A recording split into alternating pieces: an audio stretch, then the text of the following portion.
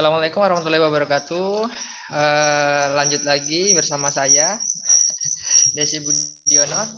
Kemarin ada yang chat di grup, apa namanya, panggil saya ibu gitu, nggak apa-apa lah ya. Karena belum kenal, makanya kalau nggak kenal maka ta'aruf dong, ya, biar kenalan gitu ya, biar kenal nanti dia akrab, manggilnya nggak salah lagi gitu. Ya, perkenalkan saya Desi Budiono. Tadi udah, mohon maaf, terlempar dari Zoom karena terkendala jaringan dan teknis laptopnya tiba-tiba restart. Kembali lagi saya bersama hari ini dengan pemateri yang luar biasa. Ada Pak Syukron Fuad. Pak Syukron Fuad ini beliau dari cek. Pak Syukron, apakah suara saya Terdengar Pak, jelas tapi, ya? tadi sempat Kok story.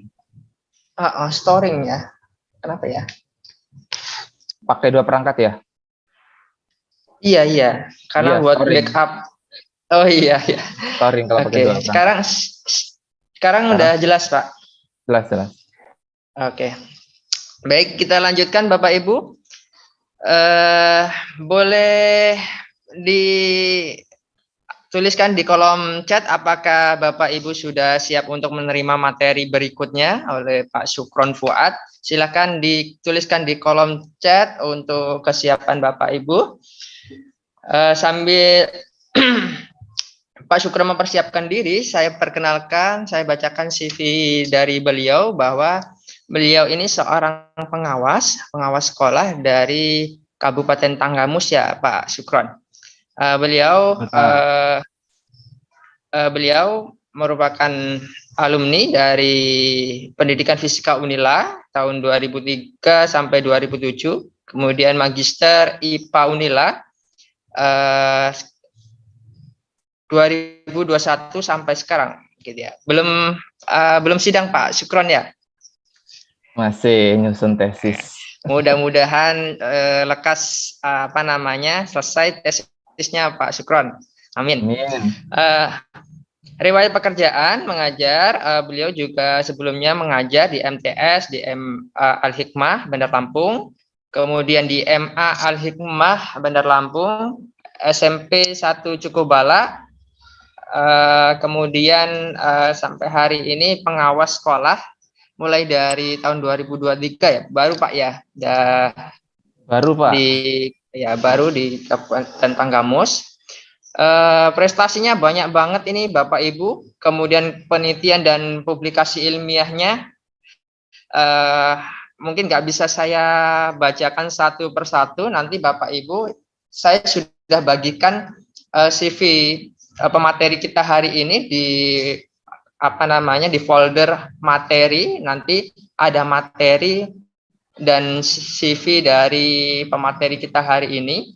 Prestasinya banyak sekali, ada juara 1 LKTI Unila sampai peserta Nobel Inovasi Pembelajaran tahun 2019 dari Kemdikbud.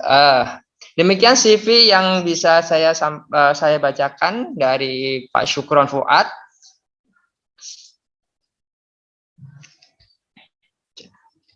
Kemudian waktu sepenuhnya saya berikan kepada Pak Syukron. Saya persilahkan untuk menyampaikan materinya pada pagi hari ini. Silakan Pak Syukron. Terima kasih Pak Desi Budiono. Baik, Assalamualaikum warahmatullahi wabarakatuh. Hamdan wa syukranillah, salatan wa salaman ala rasulillah, ma ba'du. Tabi pun. Ya pun. Ini karena Bapak Ibu guru tidak bisa komen ya, karena di-unmute. Iya. Maaf ya, karena untuk tertibnya acara ya Pak ya, gitu.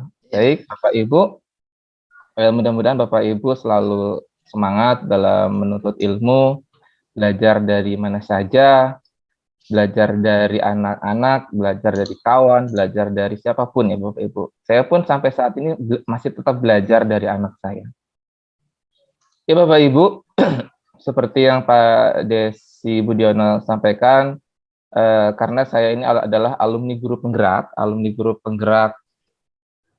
tahap 1, kemudian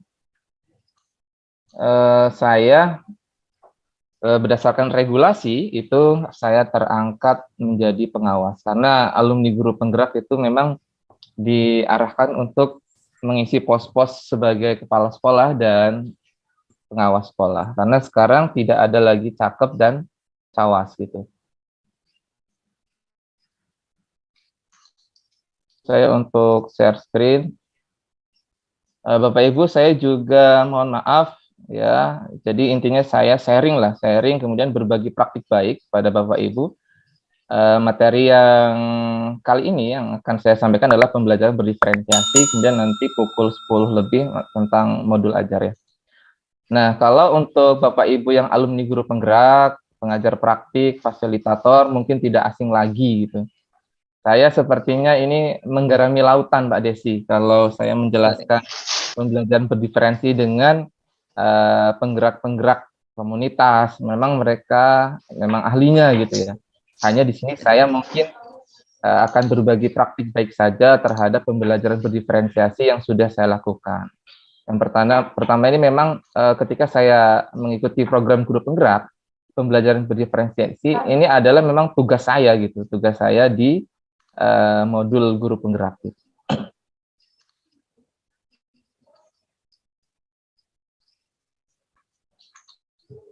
Apakah sudah nampil, Pak? Masih proses, Pak. Sekarang? Sudah.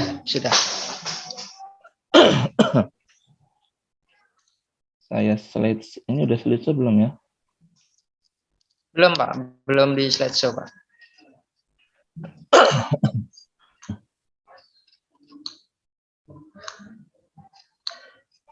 Oke, Bapak Ibu, ini sudah tadi ya, saya pengawas sekolah terhitung dari Januari 2023 gitu. Kemudian ya Bapak Ibu, kalau di pembelajaran yang saya dapatkan di guru penggerak itu kita ada namanya kesepakatan kelas gitu. Jadi Bapak Ibu ketika mau belajar itu usahakan membuat kesepakatan kelas. Kemudian nanti bukan hukuman ya, tapi namanya konsekuensi logis gitu. Kalau yang alumni guru penggerak insya Allah paham lah. Jadi bukan hukuman yang membuat efek jera, tapi adalah konsekuensi logis. Hukuman ini masuk akal nggak atau logis nggak gitu ya. Jadi kesepakatan kita ya tetap itu harus tetap semangat, kemudian menyimak dengan baik, saling menghargai gitu ya. Jadi agar tertibnya acara memang tadi oleh Pak Desi di mood all. Kemudian ramah, sopan, peduli, kemudian ketika ingin bertanya silakan untuk raise hand. Oke, Bapak Ibu. Pak Desi mungkin bisa dicabut dulu unmute-nya biar Bapak Ibu bisa menjawab ini. Bapak Ibu di sini ada gambar Bapak Ibu ya. Nah, ini ada for a fair selection, everybody has to take the same exam. Please climb that tree. Nah, ini kira-kira apa maksudnya Bapak Ibu? Adakah yang bisa menjawab Bapak Ibu? Silakan untuk raise hand bagi Bapak Ibu yang ingin mencoba menjawab.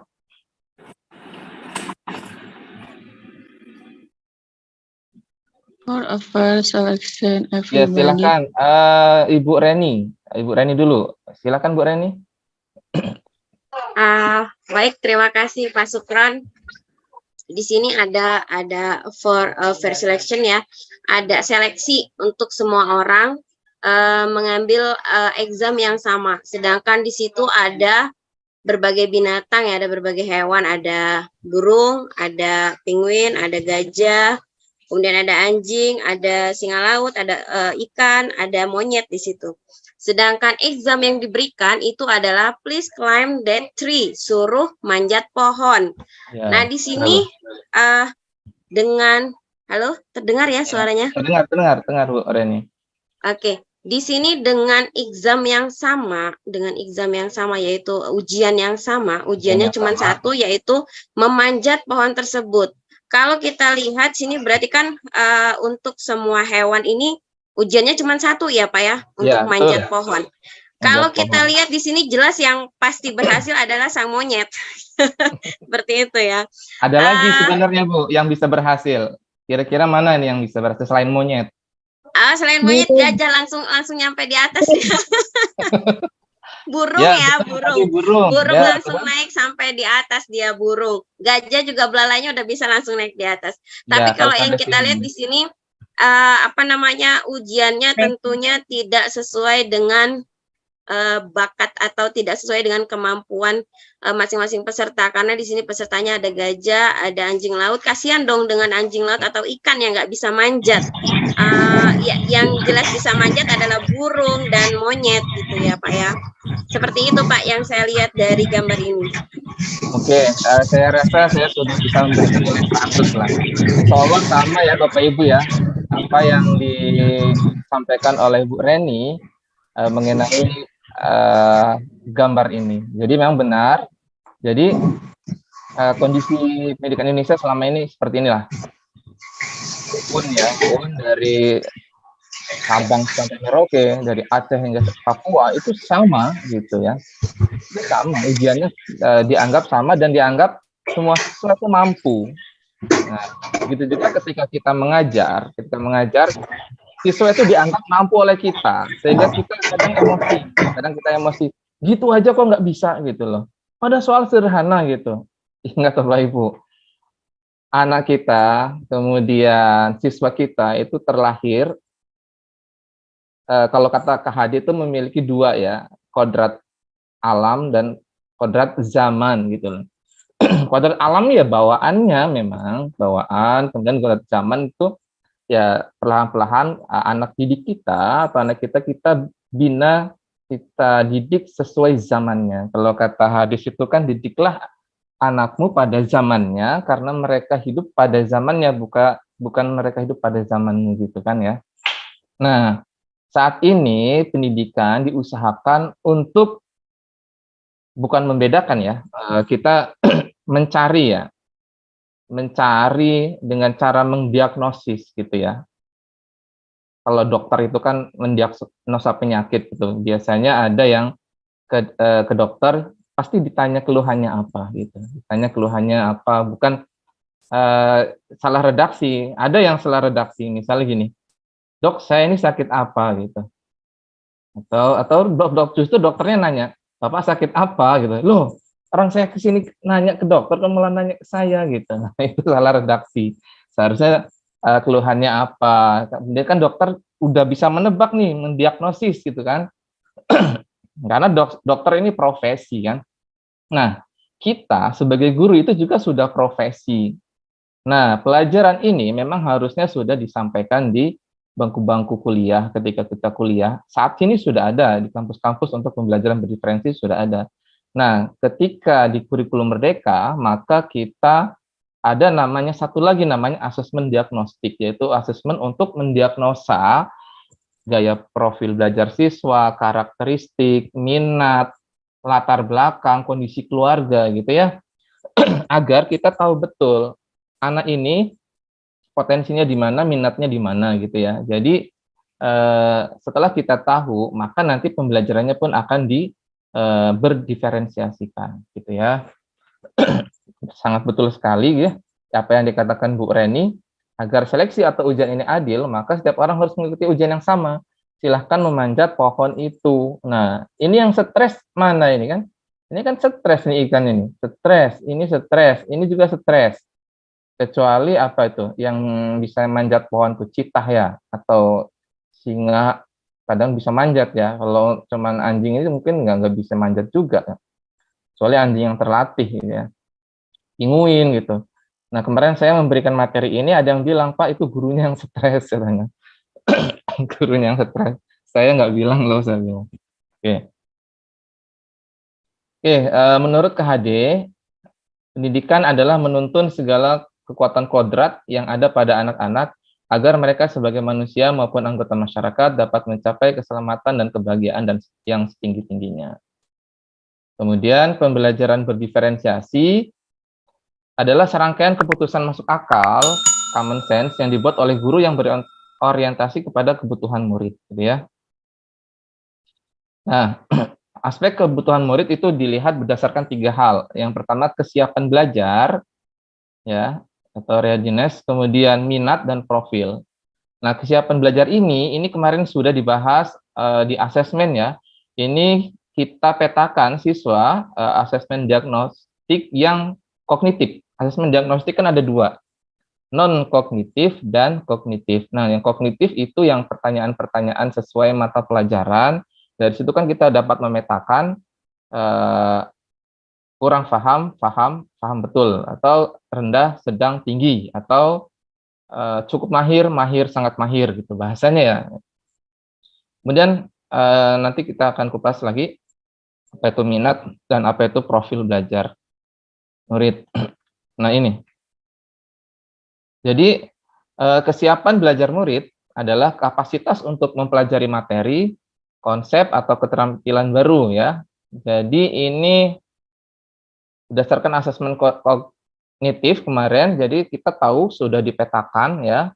Jadi anggaplah yang kurang paham itu kategorinya adalah rendah, yang sedang atau yang paham yang sedang, kemudian yang paham sekali itu adalah yang kemampuannya adalah yang tinggi gitu. Dengan mempertimbangkan tingkat kesiapan murid akan membawa murid keluar dari zona nyaman mereka dan memberikan mereka tantangan, namun dengan lingkungan belajar yang tepat dan dukungan yang memadai, mereka tetap dapat menguasai materi atau keterampilan baru. Jadi ini diambil dari asesmen diagnostik yang kognitif ya. Kita sudah petakan dulu. Nah, seperti ini Bapak Ibu, kesiapan belajar. Beberapa murid telah memahami konsep keliling ya, melakukan operasi hitung dasar. Kemudian beberapa murid telah memahami konsep namun belum lancar dalam melakukan operasi hitung dasar. Nah, ini murid belum memahami konsep keliling sama sekali gitu ya. Ini belum tahu. Jadi ketika ada gambar kotak gitu ya, kita berikan sisinya 4, yang belum paham ada pertanyaan gini, berapakah keliling lapangan tersebut atau berapakah keliling luas persegi tersebut? Yang ini sama sekali tidak tahu karena memang belum diajarkan. Yang ini sudah tahu namun belum dapat melakukan operasi hitung dasar. Kalau yang ini sudah paham. Kalau keliling itu tinggal dijumlahkan aja Pak, nggak perlu pakai rumus gitu. Tinggal tambahkan aja semua itu udah dapat ya jawaban keliling lapangan itu. Itu yang sudah paham. Nah, nanti dari sini kita petakan berdasarkan kesiapan belajarnya. Nah, nanti Bapak Ibu ketika terjadi perbedaan ini kemampuan, Bapak Ibu disarankan untuk memberi bantuan ya dengan cara scaffolding. Scaffolding ini adalah bantuan sementara yang lama-lama kita kurangi bantuannya gitu. Jadi jangan dibiasakan membantu siswa dari awal sampai akhir, akhirnya mereka tidak mandiri gitu. Istilahnya scaffolding dalam pondasi bangunan adalah bambu atau kayu. Ya, bambu atau kayu ketika mereka membuat fondasi itu kan bambu sama kayu dulu kita butuhkan kan. Nah, ketika fondasinya sudah kuat kita lepas. Gitu. Nah, kemudian minat apa? Minat itu adalah sesuatu keadaan mental yang menghasilkan respon terarah kepada suatu situasi atau objek tertentu yang menyenangkan dan memberikan kepuasan sendiri. Nah, nanti ini silakan Bapak Ibu bisa digunakan ya HTTP ini, link ini untuk tes peminatan gitu. Ketika anak Bapak Ibu mau masuk perguruan tinggi atau memang dari awal sudah tahu minatnya apa gitu. Nah, ini beberapa cara yang dapat dilakukan untuk guru agar dapat menarik minat murid gitu ya. Yang pertama ya kalau saya mengajar tuh biasanya menggunakan sulap sains gitu. Bapak Ibu bisa melihat di YouTube saya gitu. Saya menggunakan minat sains untuk apa? Untuk menciptakan situasi pembelajaran yang menarik. Karena selama ini fisika itu horor gitu loh. Jarang orang yang suka fisika. Survei membuktikan gitu ya. Ketika saya gunakan sulap sains gitu ya, saya sulap kondisi benda ini kita sulap melayang, terapung, tenggelam gitu ya. Kok bisa Pak gitu? Ya bisa gitu. Atau misalnya sedotan gitu ya. Sedotan kita dekatkan jari kita, kemudian sedotannya berputar. Itu kan konsep listrik statis gitu. sebelumnya sedotannya kita gosok-gosok dulu ke kain gitu. Nah, kemudian sedotan itu ditaruh di atas ini botol aqua atau botol marjan ya, maaf saya menyebutkan merek. Nanti ketika jari kita disentuhkan, maka dia sedotannya akan berputar karena tertarik antara positif dan negatif gitu. Nah, seperti ini ya. Jadi ketika Bapak Ibu mengajar, kemudian Bapak Ibu sudah memiliki data minat, jadi nanti ketika Bapak Ibu mengajar, materinya sama nih tentang teks prosedur ini untuk yang bahasa Indonesia. Jadi nanti secara sederhananya gini, minat kita kategorikan jadi 3 misalnya, ada olahraga, ada sains, ada seni gitu ya. Seni nanti dijabarkan lagi ada seni dan prakarya atau masak-masak masuk seni juga gitu. Kalau di tes minat itu ya lebih banyak lagi ya, ada entrepreneur, kemudian ada sains, kemudian ada banyaklah penjabarannya, ada art gitu ya, ada seni. Nah, nanti materinya teks prosedur disesuaikan dengan minatnya. Kalau orang ini minatnya olahraga, ya buat saja prosedur di bidang olahraga gitu. Kemudian kalau minatnya mereka di masak-masak, buat saja prosedur memasak nasi goreng gitu ya. Atau prosedur membuat bunga dari sedotan gitu, disesuaikan dengan karakteristik minat siswa gitu. Dan ini Bapak Ibu harus punya datanya, seperti kemarin. Bisa Bapak Ibu yang melakukan sendiri, bisa guru BK atau wali kelas. Biasanya wali kelas kerjasama dengan guru BK melakukan asesmen diagnostik, kemudian tahu ya profil belajarnya apa, minatnya apa, dan latar belakangnya apa. Nah, ini profil atau gaya belajar murid.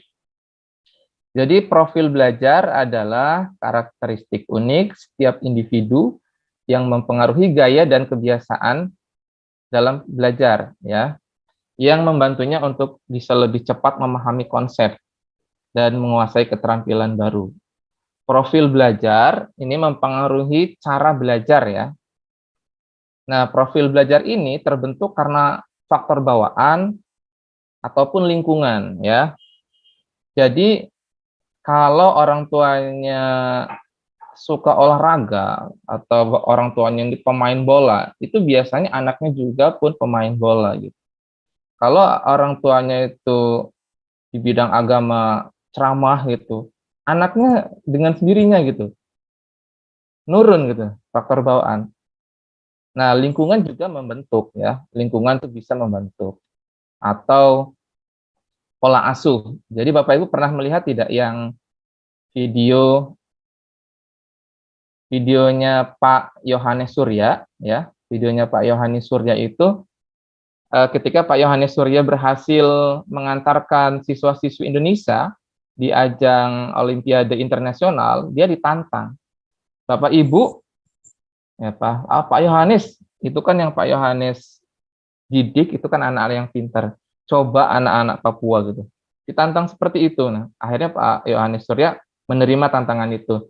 Silahkan datangkan anak-anak Papua atau saya yang akan mencari ke pedalaman ke Papua. Akhirnya Pak Yohanes Surya beserta tim ke Papua. Nah, di situ ada beberapa siswa yang mohon maaf 4 tahun nggak naik kelas, 4 tahun nggak naik kelas, ada yang setahun gitu.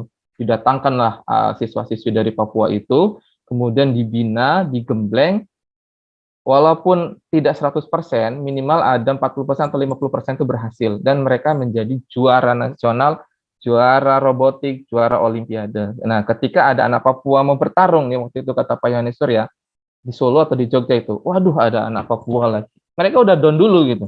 Yang ditakuti bukan dari Jakarta, malah yang dari Papua. Nah, itu terbentuk karena pola asuh gitu. Kemudian gizi juga ya, ada minyak ikan ya, omega gitu, bisa membentuk juga katanya. Pengalaman juga situasi lingkungan belajar ya. Jadi faktor bawaan dan lingkungan gitu. Nah, tapi kalau sudah seusia kita ya gaya belajarnya ya sudah mentok. Benar apa yang dikatakan kemarin Pak Abdul Ghafur gitu ya. Jadi Pak Abdul Ghafur bilang kalau SD itu masih bisa dibentuk ya, SD, SMP. Tapi kalau udah dewasa ya udah mentok lah segitu gitu. Nah, ini Bapak Ibu. Jadi profil belajar itu sama saja dengan gaya belajar. Ada berapa Bapak Ibu gaya belajar? Ada visual, kemudian ada kinestetik, dan ada audio. Bapak Ibu, nanti silahkan ini link ini dibuka ya. Link ini dibuka. Sebentar, saya sambil membuka juga ya. Untuk link gaya belajar.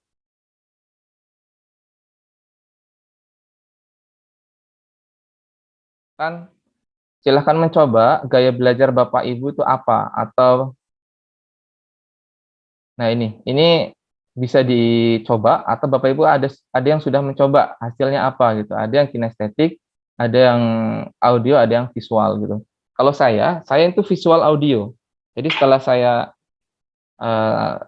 masukkan ini, saya menggunakan link gaya belajar, saya mendapatkan saya itu visual audio. Memang ya, saya visual audio. Saya bisa belajar dalam kondisi menggunakan musik, saya bisa belajar dalam kondisi hening, itu bisa. Kemudian, nah ini kita coba ya, kita ikuti tes gitu misalnya, kita ikuti tes. Nanti Bapak Ibu silahkan nanti ini di klik kanan, klik kanan, klik kanan, baru mulai sekarang gitu ya.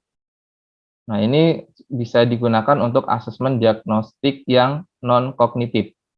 Jadi nanti ini langsung keluar hasilnya, Bapak Ibu ini silahkan dicoba ya. Kalau untuk Bapak Ibu sih sudah mentok ya, gaya belajarnya apa sudah tidak bisa dirubah lagi, memang itu seperti itu gitu. Kalau istri saya itu audio, ya istri saya itu audio. Kalau saya visual audio, tapi cenderung visual. Nah di sini nanti ada pertanyaan, ketika saya mengoperasikan peralatan baru, saya biasanya apa? Membaca petunjuknya terlebih dahulu. Ini saya besarkan ya. Mohon maaf Pak Sukron, yang di Ya. slide yang tampil di layar ini masih PPT-nya Pak. Masih PPT ya? Iya. Ntar saya stop share dulu.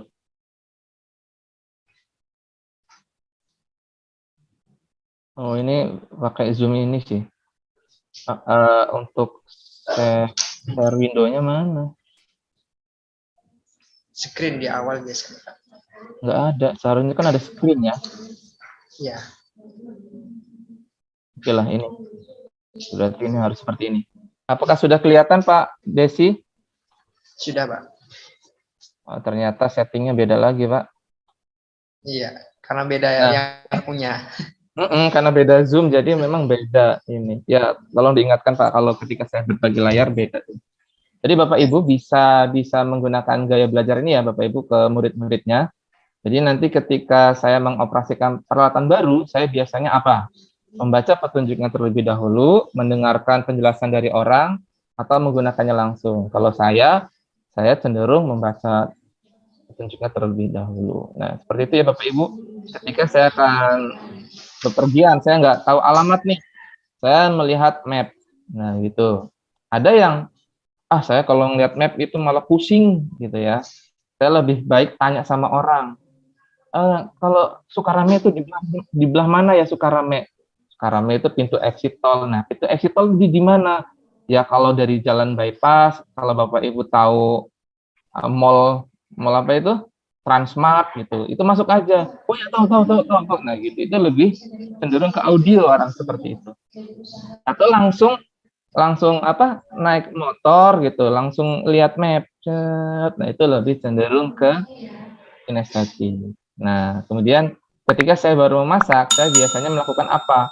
Mengikuti resepnya dulu, terus minta ajari sama orang tua kita, "Ma, sayur asam ini apa, Ma?" Dikasih asam gitu. Atau dikasih garam, iyalah, sayur asam. Atau nggak dikasih asam sama garam. Atau langsung dicicipi. Ya. Jangan dicicipinya satu piring ya. Nah, ini seperti itu. Itu untuk Oke, saya ke yang lain ya, kembali ke sini ya. Oke, sudah muncul lagi Pak Desput? Sudah Pak. Oke, Bapak Ibu. saya akan, nah ini gaya belajar. Jadi kalau visual ya, kalau visual itu memang berbicara terkadang cepat. Saya tuh kadang nggak sadar Pak Desi. Tiba-tiba suara saya tuh mempercepat sendiri gitu. Padahal saya udah setting kecepatan bicara saya itu 40 km per jam. Tetapi secara tidak sadar saya tuh ngebut kadang cara bicara. Kadang kan murid saya, Pak pelan-pelan, pelan-pelan Pak sopir gitu ya. Jadi saya pelan akhirnya. Kemudian lebih mudah ingat dengan melihat gitu ya. Nah, kalau orang gaya visual itu belajar tidak terganggu dengan suara ribut atau tidur lah, tidur gitu ya. Kalau orang visual tidur ya tidur, mau ada suara organ tunggal jedak-jeduk gitu ya. Ngantuk tetap tidur gitu. Beda dengan auditori gitu. Kalau orang auditori, jangankan organ tunggal, orang ngorok pun nggak bisa tidur gitu loh. Istri saya itu nggak bisa dengar orang ngorok. Kata istri saya, untung ayah itu nggak ngorok gitu. Kalau ayah ngorok, ayah tidur di kamar sebelah gitu. Nah, dia pernah tidur dengan ada ya orang gitu. Ngorok gitu. Akhirnya suruh pergi gitu. Jadi kalau orang yang visual gitu, itu nggak akan terganggu gitu ya. Nah, kalau orang yang auditori itu biasanya kalau belajar itu mendengarkan dari orang lain atau kita rekam dulu kemudian kita dengarkan atau membacanya dengan suara keras gitu ya. Udah dia sendiri atau ada orang lain. Misalnya pembiasan adalah pembelokan arah rambat. Jadi gitu dia. Emang gaya belajarnya seperti itu. Ya. Nah, kalau orang yang visual itu ya diem, baca buku diem aja, tidak masalah. Nah, ini gaya belajar ini yang harus kita ketahui ya, harus kita pahami untuk membedakan karakteristik siswa kita berdasarkan profil belajarnya. Nah, ini untuk yang kinestetik. Ya, kalau anak didik Bapak Ibu itu nggak bisa duduk atau lari sana, lari sini, ya memang gaya belajarnya seperti ini nih. Lebih sulit duduk diam memang. Ini murid saya ini, waktu di kelas tuh seperti ini gitu. Nggak tahu kalau pas Pak Adi ngajar atau Pak Faridnya ada nggak ya. Kalau saya itu pas, belajar pas praktik, aduh kayak anak kinestetik gitu ya. Lari sana, lari sini gitu. Memang dia banyak gerak fisik gitu ya. Kemudian kalau membaca itu biasanya menggunakan jari telunjuk gitu kalau membaca. Kalau membaca dia menggunakan jari telunjuk gitu ya. Terus kalau belajar juga dia sambil jalan-jalan atau ada orang yang baca buku itu sambil jalan-jalan loh. Itu memang gaya belajar dia gitu. Lebih suka menyukai kegiatan permainan. Ya rata-rata orang kinestetik tuh hobi di olahraga gitu. Oke, nah ini ketika kita mengajar gitu ya. Nah, kita mengajar, misalnya saya akan mengajar tentang habitat makhluk hidup.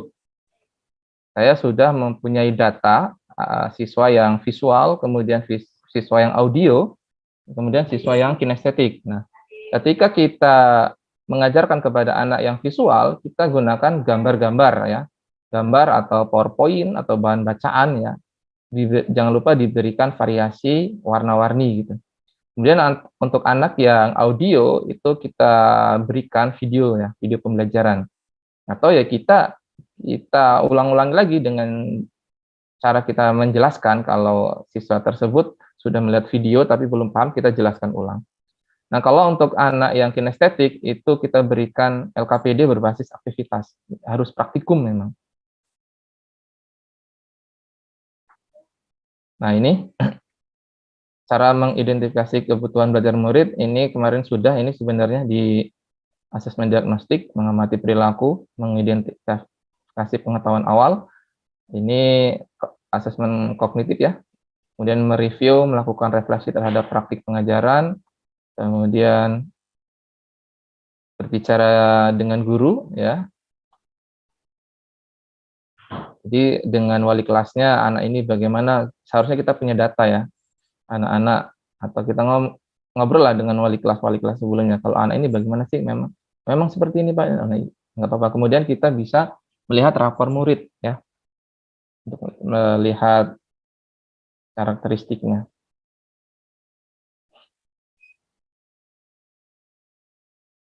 Next. Nah, kemudian Bapak Ibu dalam proses KBM, Bapak Ibu bisa melakukan pembelajaran 3 hal ya. Ada diferensiasi konten, kemudian ada diferensiasi proses, dan ada diferensiasi produk gitu ya. Nah, diferensi konten ini adalah merujuk pada strategi membedakan pengorganisasian dan format penyampaian konten. Konten adalah materi pengetahuan, konsep, dan keterampilan yang perlu dipelajari murid berdasarkan kurikulum. Jadi, bagaimana caranya Bapak Ibu memahamkan materi pengetahuan ya, konsep, keterampilan berdasarkan 3 tadi, berdasarkan kesiapan belajar, berdasarkan gaya belajar, dan berdasarkan minat gitu. Jadi ini daya tangkapnya beda-beda ya, jangan disamakan seperti tadi itu di awal ya, jangan disamakan gitu. Daya tangkap anak beda-beda, jadi jangan menganggap siswa itu kemampuannya sama dengan kita, itu lebih parah. Kita kan guru ya, mereka itu bisa saja ketemu materi teks prosedur ya baru itu gitu. Kemudian ada namanya diferensiasi proses. Ini merujuk pada strategi ya, strategi atau cara saat proses KBM ya. Jadi strategi membedakan proses yang harus dijalani oleh murid yang dapat memungkinkan mereka untuk berlatih dan memahami isi konten materi. Jadi ya caranya, strateginya gitu, atau modelnya boleh. Jadi kalau nanti membedakan model gitu, misalnya yang kinestetik mau pakai inquiry nih, ada praktikum. Inquiry kan cara mengingatnya sintaknya itu mashida eksim, merumuskan masalah, hipotesis data, eksperimen, simpulan gitu kan. PBL nih kalau untuk anak yang visual, atau yang auditori apa kooperatif misalnya bisa gitu. Atau nanti saya contohkan ya, saya contohkan. Kemudian diferensiasi produk, merujuk pada strategi memodifikasi produk, hasil belajar murid, hasil latihan, penerapan, dan pengembangan apa yang telah dipelajari. Nah, ini contoh diferensiasi konten ya Bapak Ibu.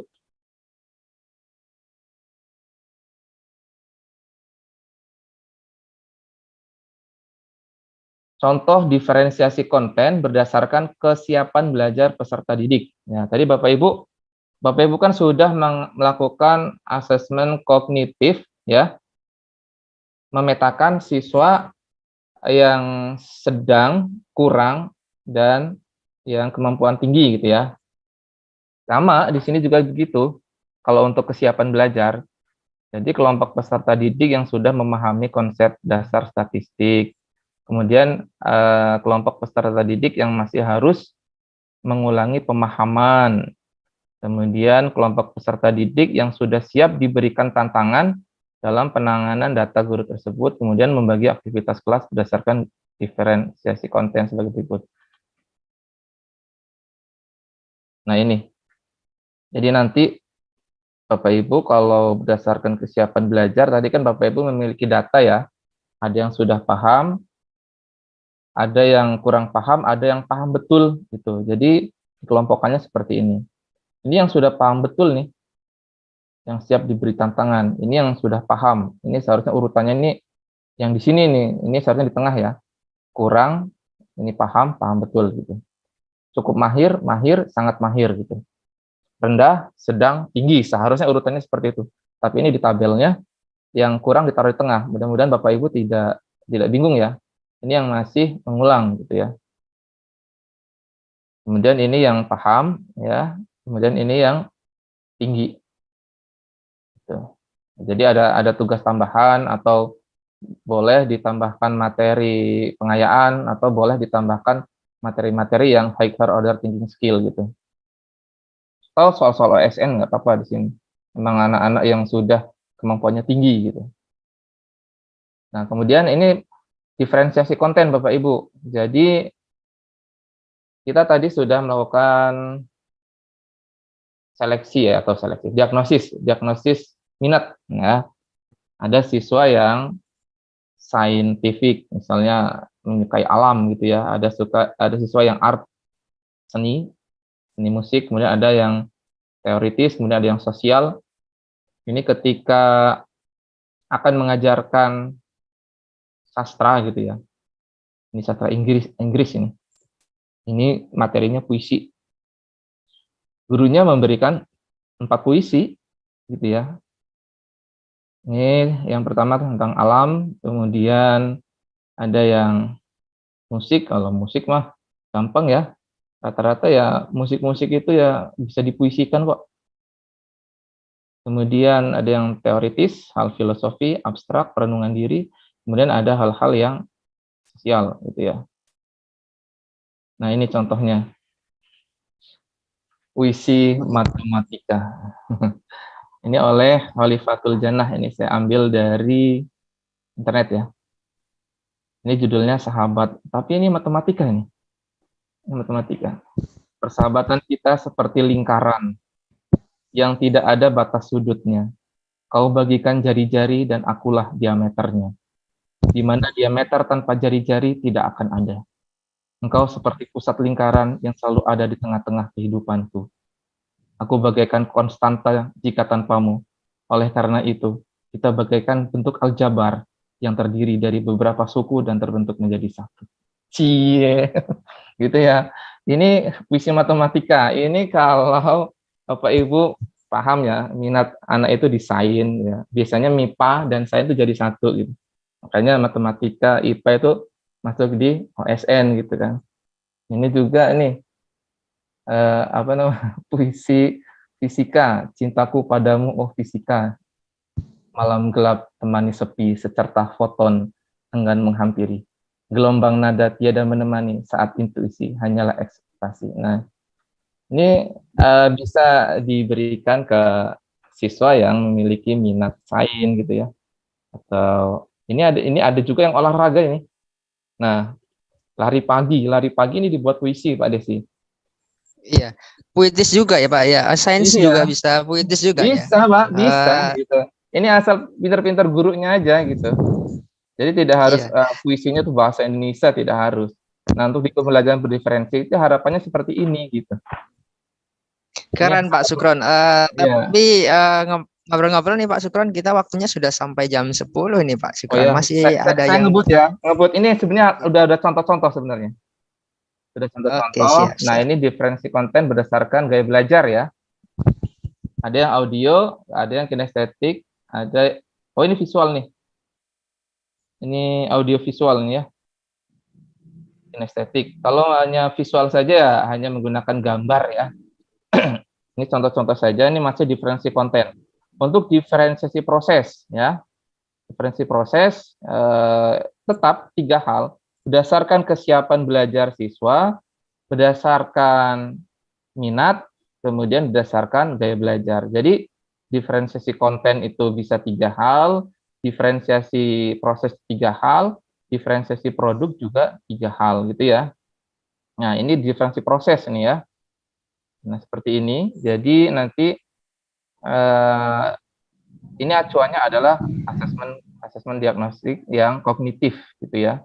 Jadi yang kurang paham ini banyak cara yang harus kita gunakan, bisa menggunakan media, bisa menggunakan tabel, bisa menggunakan angka gitu ya.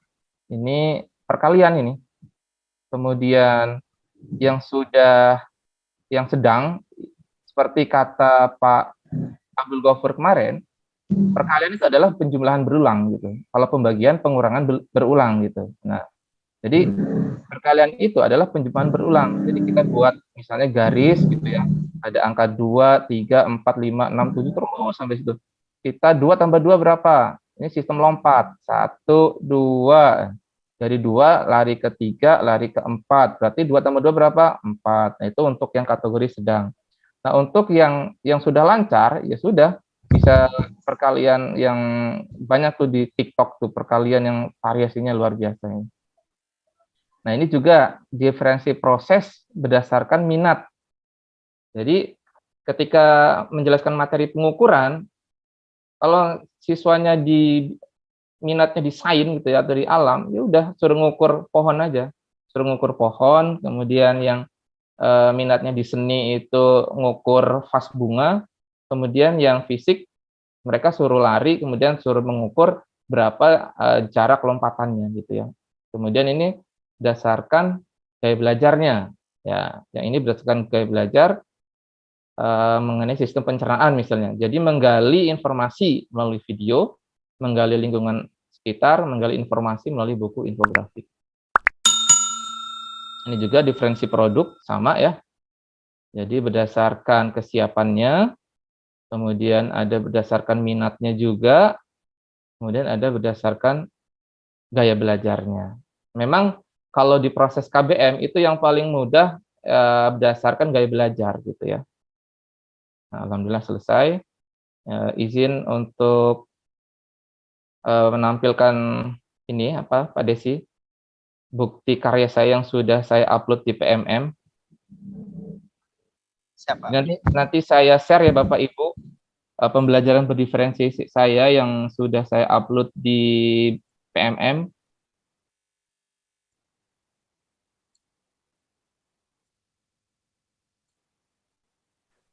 Apakah sudah terlihat Pak Desi? Sudah Pak, sudah. Oke. Ini saya melakukan yang paling mudah. Jadi saya melakukan asesmen diagnostik, kemudian saya mendapatkan data siswa yang visual, kemudian ada yang audio, ada yang kinestetik gitu. Jadi nanti saya masukkan ke sini, saya masukkan ke modul ajar. Setelah ini modul ajar ya. Jadi dimasukkan ke langkah-langkah pembelajaran. Ketika yang visual itu kita berikan bahan ajar dan PPT, kemudian kita berikan juga LKPD untuk siswa yang visual. Kemudian untuk yang audio kita berikan video pembelajaran interaktif dan LKPD untuk gaya belajar audio. Kemudian yang kinestetik kita berikan LKPD berbasis aktivitas atau praktikum gitu. Nah, nanti di sini juga saya bedakan nih LKPD-nya. Ada LKPD visual, kemudian ada LKPD audio. Nah, nanti ini di sini Bapak Ibu ini bisa klik ya, nanti ini saya berikan, ini nanti diklik, videonya pun interaktif gitu. Kemudian di sini juga yang kinestetik itu siswa terlibat aktif gitu. Jadi ini kita buat yang berbasis aktivitas. Jadi nanti siswa memanaskan air ya, memanaskan air yang 1,5 gelas, yang 1 segelas. Lebih cepat panas mana? Nanti kan siswa menjawab lebih cepat panas yang sedikit Pak, ya coba gitu. Kemudian ketika memanaskan air dan minyak, sama ini masanya atau volumenya sama, mana lebih cepat panas? Minyak Pak, ya dicoba gitu. Nanti siswa mencoba. Nah untuk kinestetik, hanya sampai sini saja saran saya, hanya sampai menemukan rumus kalor adalah M kali C kali delta T. Nah, kalau anak yang visual tuh cenderung ini ya, anak-anak olim itu cenderung visual itu. Ini sampai soal hitung-hitungan yang tingkat tinggi nggak apa-apa yang anak visual. Nah, untuk yang audio, standar lah ya soalnya gitu.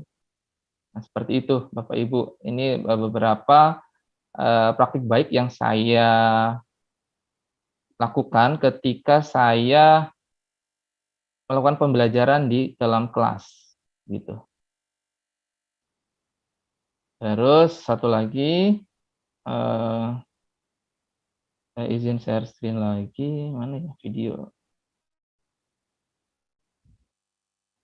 di sini.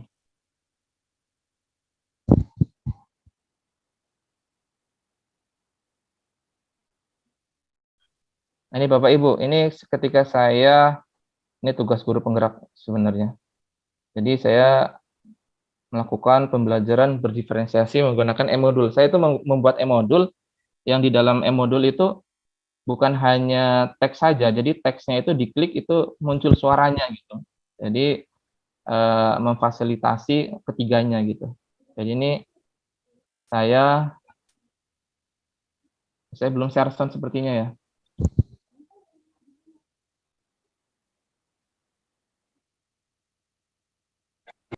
Asesmen, yaitu asesmen diagnostik suaranya yang terdiri dari Terdengar? kognitif dan non-kognitif. Dengar, Pak. Terdengar. Non-kognitif berupa pertanyaan yang mengarahkan siswa sehingga kita mendapatkan gaya belajar siswa atau.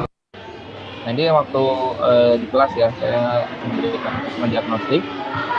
Nah ini saya izin dulu dengan kepala sekolah, Pak, saya boleh nggak Pak menginfeksi ke bawah HP? Ya asalkan.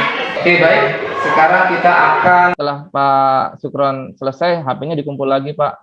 Ya, saya izin dulu tetap. Nah kemudian ini untuk yang gaya belajar audio, mereka menonton video gitu ya.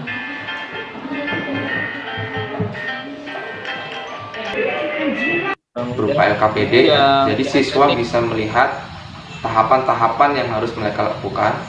Mahir dan kelompok 2 saya berikan 2 percobaan dan kelompok 3 saya berikan 3 percobaan. Kelompok 1 memanaskan air saja dengan pertama ini kan dengan perbedaan plastik, waktu pemanasan. Ini juga siswa kemudian loh kok perbedaan massa. Masanya gitu. Kok gelas plastiknya tidak terbakar, Pak? Nah, ini kalau siswa yang paham ya nanti terbakarnya kalau sudah mendidih, itu bagi siswa yang paham ya. Kalau yang awam kan sulap ya Pak katanya, dikira sulap ini. Ini tidak akan berbeda terbakar ini, tetapi dengan durasi pemanasan yang sama. Nah, seperti itu Pak. Mungkin saja yang bisa saya sampaikan untuk pembelajaran berdiferensiasi karena masih ada materi selanjutnya yaitu modul ajar. Untuk sementara saya akhiri. Wassalamualaikum warahmatullahi wabarakatuh. Waalaikumsalam warahmatullahi wabarakatuh.